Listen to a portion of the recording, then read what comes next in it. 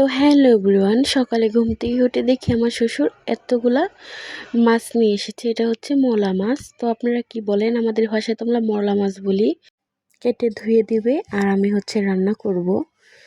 তো এই যে সুন্দর করে মাছটা কেটে ধুয়ে দিয়েছি, তো আমি এটা এখন রান্না করব। তো আপনারা কারা কারা মলা মাছ ভালোবাসেন কমেন্টে জানাবেন। তো যারা গ্রামে থাকে তারা কিন্তু সহজেই এই মাছগুলো পায়।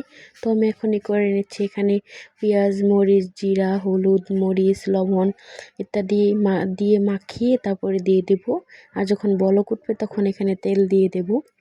তো আপনারা যারা শহরে থাকেন তারা কিন্তু এই মলা মাছ পান না সহজেই, আর পাইলেও অতটা টাটকা থাকে না। কিন্তু আমরা যারা গ্রামে থাকি আমরা একদম টাটকা টাটকা ছোটো মাছ খেতে পারি। তো এই যে আমি চড়িয়ে দিলাম, আর আমি মাটির চুলায় রান্না করি।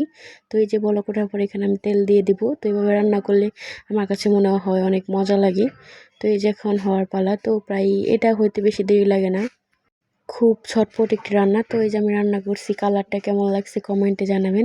তো ভিডিওটা এই পর্যন্তই, আল্লাহ হাফেজ।